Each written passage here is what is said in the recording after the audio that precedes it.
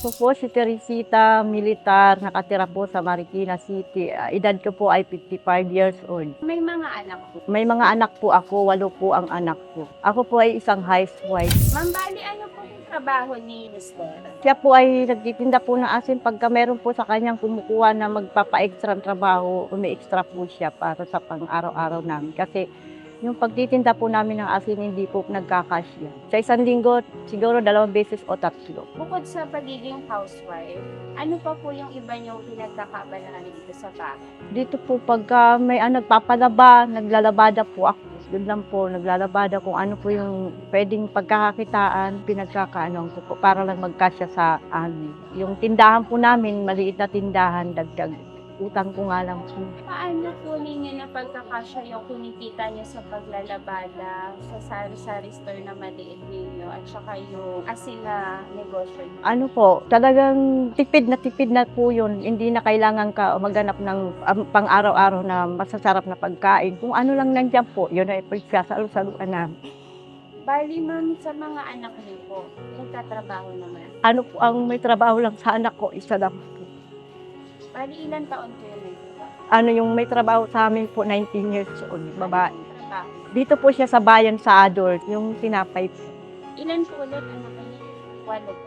8 po sila. Dito naman po sa Marikina, okay naman po ang buhay namin dito. Talagang minsan po, pag inaabot kami ng kalamidad, talagang hirap po. Ang ano namin, lalo kung lumulubog po ang bahay namin, hirap po ang pagkain namin. Kasi antayin po namin umupa yung tubig bago kami makaano. Tapos linis. Yung asin na negosyo niyo po, ma'am, is hinahango niyo ba siya? Hinahango lang po namin. Hinahango lang namin. Porsyentuhan lang po kami. Sa buhay po namin, yung talagang, yung naranasan po namin, yung talagang walang-wala kami. Wala kami malapitan kahit saan.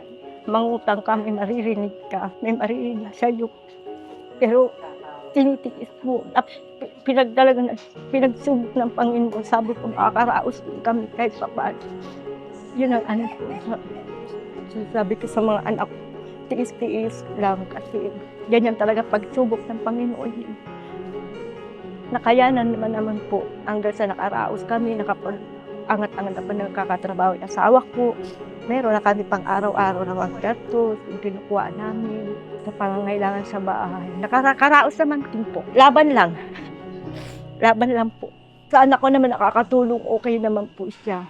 Malaking bagay na rin naman po sa amin. Nakakatulong siya, nagbibigay kahit papaano, pambiling bigas, nakakaraos naman din. Sabi nga nila, pagsubok yan, laban lang po. Laban, ganyan na. Bakit po pala kayo sumali sa Hakot Challenge Widow?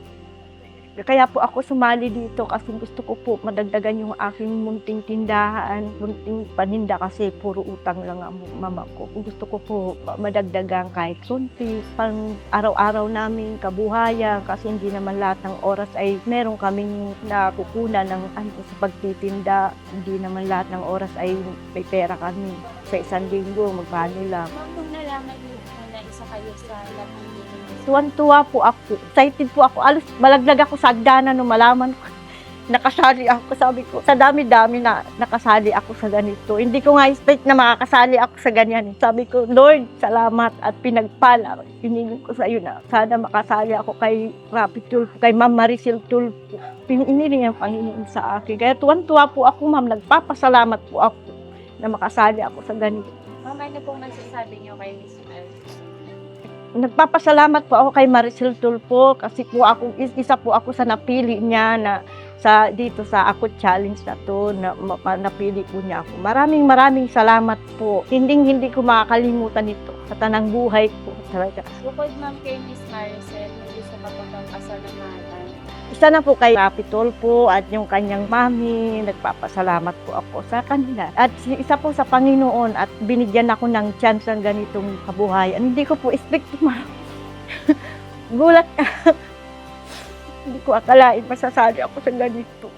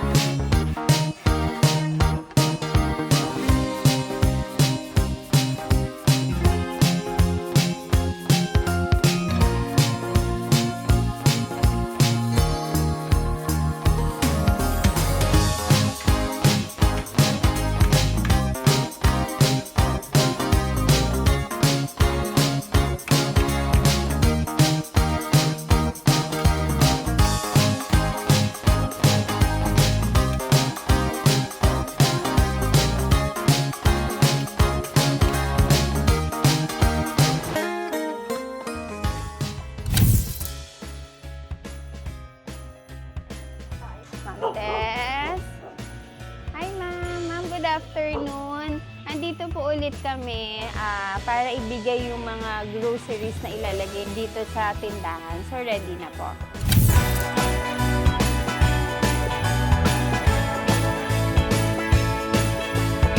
So ma'am Tess, ito na po yung mga groceries na ilalagay po natin dito sa Munting Sari-Sari Store niyo. So ready na po kayong mag-unpack. Ready na po.